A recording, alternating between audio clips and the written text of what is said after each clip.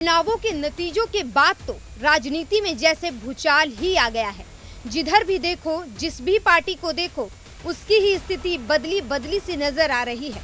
इस बीच एक और सवाल निकल कर आ रहा है, क्या आरएसएस ने बीजेपी से अपना छाव हटा लिया है? आखिर चुनाव के नतीजों के बाद खुलकर मतभेद क्यों है? दरअसल आरएसएस प्रमुख मोहन भागवत ने भाषण देने के दौरान जो इशारा किया था, उसको पूरी तरह से आकार देने का काम इंद्रेश कुमार ने किया। कुछ विशेषज्ञों की माने तो हाल के सालों में बीजेपी की जो भी प्रभावशाली भूमिका रही है, उसको देखकर संघ परिवार असहज स्थिति में है। और ये बात हम नहीं कह रहे हैं, ये बयां कर रहे हैं संघ प्रमुख भागवत से लेकर इंद्रेश कुमार के बयान। तो वही सवाल ये भी है कि क्या आरएसएस ने 2024 के लोकसभा चुनाव में हस्तक्षेप नहीं किया? और उससे भी बड़ा सवाल ये कि जो दिख रहा है, बात उससे कहीं कुछ ज्यादा तो नहीं।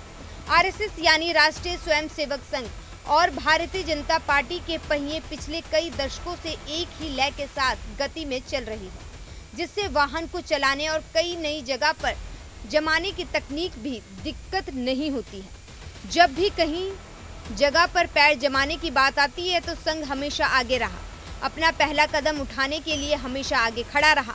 आरएसएस ने पहले जमीन तैयार की, फिर बीजेपी वहां पहुंची और राजनीति की फसल उगाई। अब अगर इन दोनों संगठनों के बीच ऐसा दाल रोटी का रिश्ता है, तो फिर संघ परिवार की तरफ से असहमति के स्वर क्यों हैं? ये बुदबुदाहट क्यों है? और अब बात बुदबुदाहट तक ही सीमित नहीं रही है। इंद्रेश कुमार ने तो खुली घोषणा कर दिया और कहा कि अहंकारियों को प्रभु राम ने रोक दिया। दरअसल हाल ही में नागपुर में एक कार्यक्रम के दौरान आरएसएस प्रमुख मोहन भागवत ने राजनीतिक दलों और उनके नेताओं के खिलाफ जब टिप्पणी की तो फुसफुसाहट के बोल तेज हो गए और बात राष्ट्रीय बहस का विषय बनी। टिप्पणियों का सिलसिला यही नहीं रुका। मोहन भागवत के बाद संघ के मुखपत्र 5 जन में लोकसभा चुनाव में बीजेपी के परफॉर्मेंस पर भी आलोचनात्मक लेख लिखी गई। लोकसभा चुनाव 2024 में एनडीए सबक भी है और सफलता भी। इन लेखों में संघ नेता इंद्रेश कुमार ने सार्वजनिक मंच से कहा कि राम सबके साथ न्याय करते हैं।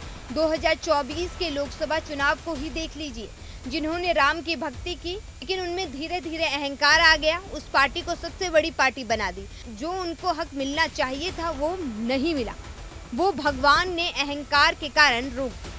आपको बताते चलें कि भागवत और इंद्रेश कुमार की टिप्पणी ऐसे समय में आई जब इस बात पर गहन चर्चा चल रही है कि कहीं आरएसएस ने बीजेपी से दूरी तो नहीं बना ली है और बीते लोकसभा चुनाव में पूरे मन से समर्थन नहीं किया, बस नाम मात्र के लिए खड़ी रही। मोहन भागवत ने कहा था, एक सच्चा सेवक मर्यादा बनाए रखता है और काम करते समय मर्यादा का पालन करता है।